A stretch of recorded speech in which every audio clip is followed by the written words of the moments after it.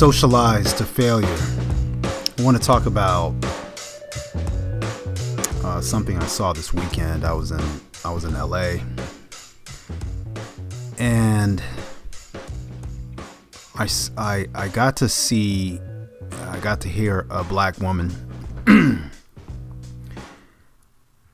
who had just had a situation where she perceived someone was disrespecting her.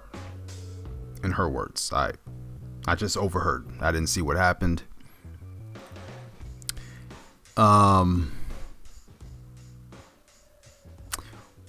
What I saw reminded me of the picture that you see on your screen. What I heard reminded me of the picture you see on your screen.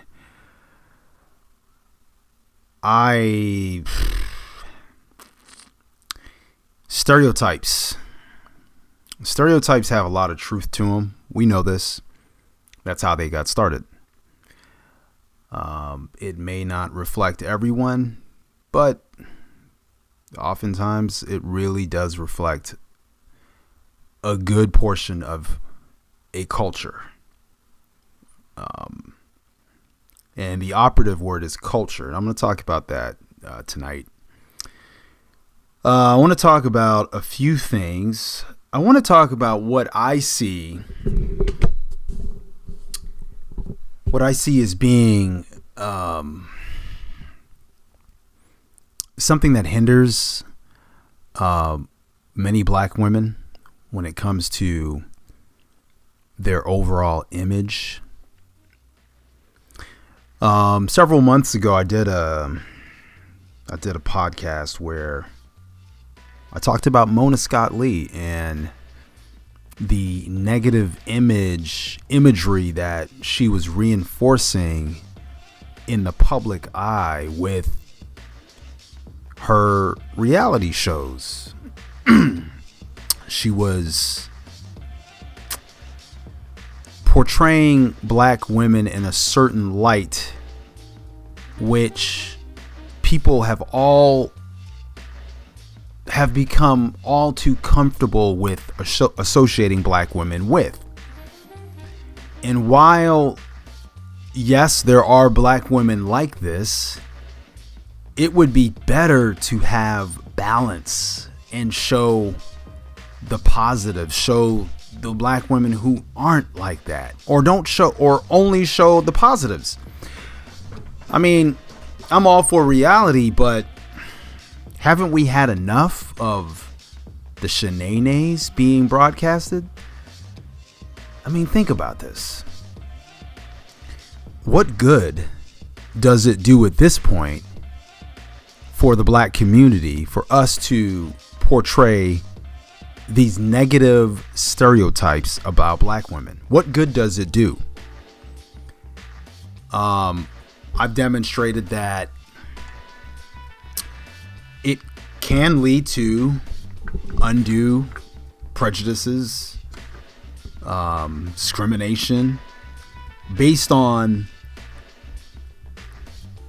the imagery that's being put out there. It can cause people of other races and of the same race, quote unquote, black men, to treat black women in a certain way. What do I mean? Let me get into the topic of toxic black femininity. Okay. Toxic black femininity. I think there is something that we're kind of overlooking, and we tend to blame individual black women or black women in general for a certain type of behavior. But I'm arguing that this behavior actually comes from a place that has preceded many of these black women who are alive today. I don't know the exact origin. I don't really think that's important. But what I'm going to say is that someone has socialized black women to behave in a certain way. It's at the point where it has become, or it is ingrained in the culture. It's at the point where it's so ingrained, people have trouble separating this sort of shenanigans type of attitude, which has been popularized on television, music videos, and it's been Shanae was the villain. She was the villain in Martin, right? People always had a problem with her, and she always had a problem with people. Does that sound familiar? I believe that TV has a way of socializing people. Believe it or not, people. Let me give you an example. If you want to make a movie that deals with military and it paints the military in a positive light, you can get a grant. You can get funded from the U.S. military. They'll even loan you military equipment. Why? Because it acts as a form of recruitment for them. Remember, we don't have a conscript military where you're forced into the military. We had that once during the Vietnam War, but now it's completely voluntary. So they have to ramp up the propaganda. So this is why you'll see a lot of military movies, because a lot of the funding comes from the army and other places, other branches of the military. I remember the movie The Transformers. They actually got the Air Force and different people to do flyovers and different things for them to put in the movie, because it's a form of marketing. It's a form of propaganda to paint the military in a good light. And this is how we create a military culture in America where young men want to join the military. It's great publicity for the military. It's great recruiting. It's an excellent recruiting tool. In the same way, the media has been used to paint all black women in a certain light, in an unfair light. And as a result, I firmly believe that this imagery, this negative imagery, is causing black women to suffer. Unnecessarily suffer for things they may or may not be responsible for. Now, are you responsible if you continue to act in a certain way which has been deemed as negative by society, the shenanigans? If you portray this culture to the world and you show everyone this is who you are, regardless of the fact that you may or not understand that it's negative, if you portray this type of attitude, you're going to be punished for it. You're going to be labeled and punished and dismissed. Right now, we see a lot of dismissive behavior towards black women. And it's sad. Honestly, it's very, very sad. But I believe that black women have been socialized to failure. And the failure is in several aspects. It's not just when it comes to employment. It's not just when it comes to marriage. It's just you go in a store, you may be treated poorly, anywhere you are, because prejudices have been created due to because of these TV shows and because of popular media. People are going to think this is how you are before you open your mouth. Okay, so what are the solutions? All right, first, let me say we need to blame the culture. The culture is the problem.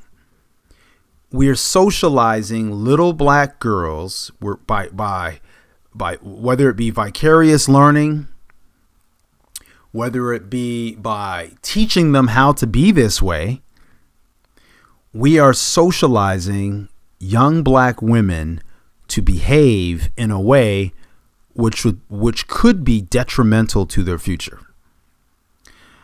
One of the more popular topics on the internet these days is, the marriage squeeze, the term coined by sociologists, which is in reference to black females' marriage inequities in comparison to their black male counterparts and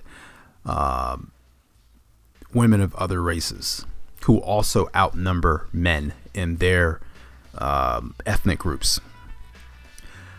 We need to blame the culture. The culture is to blame. In some of my previous videos, I spoke about the environment in which suburban black kids are raised in, and how that in and of itself creates a different brand of black person, a completely different brand. And we can't move everyone out of the inner city. So what we need is a sort of a revolution. We need to look at the culture, and we need to deem some of these behaviors, some of these attitudes, some of these positions and dispositions, we need to deem them as being negative, and we need to strongly condemn them, and we need to discourage people from having these types of attitudes. I did a two-part series as a phone call between me and a good friend of mine, and we talked about black male toxicity. So if you want to hear the other end of this, go ahead and find that video. This was done a few months ago. You can find that here on my channel. But black male toxicity is basically the same thing. It's the socialization of black males to be thugs and to be criminals and to have a thug-like appearance, to the point where there's prejudices and people are afraid of them. Even black people are afraid of them because they've been socialized to walk around with a scowl on their face. They've been socialized to look dangerous. As one of my friends said, who visited the States for the first time, why do black people look so dangerous in America? I was so embarrassed. We've been socialized to be this way. Music videos, negative crime culture, crime movies. We're socialized to failure. I want to offer up some solutions. I think the number one thing people should do, black women, black men, everyone, we need to remove ourselves from this culture. We need to, because I believe a lot of this behavior is exhibited within our own community, and a lot of it's subconsciously being displayed. We just defer to it. Our orientation is downward towards all things ghetto. And as a result, we socialize our children and even those around us. Now you see women and people who hang around these black people who've been socialized in this way, and they are becoming like the black people. They are becoming exactly like that. I've heard Mexican women and men who were raised in similar circumstances talking and behaving just like ghetto black people, exactly like them, listening to the same music, the same gangster music, the same thug music. So we're socializing ourselves towards failure. We need a cultural revolution. We need a cultural change. One of the things we need to do is we need to be honest with ourselves. We need to look at this situation for what it is and ask ourselves, what do we want for our future as a people? What do we want? Do we want better? If we want better, we have to do better. We have to demand better from each other. We're busy calling each other the N-word. That is a bad look. We have to reshape our culture. We have to take it back, and we have to take an honest look at ourselves. Are we a part of the problem? Are we displaying these negative elements to others? Are we displaying these negative elements in front of black children, creating the next generation of misfits in society? Are we doing this? Anyway, something to think about as I continue to think about ways that we can fix our culture and ways that we can better ourselves as black people. Anyway, common denominator. Peace.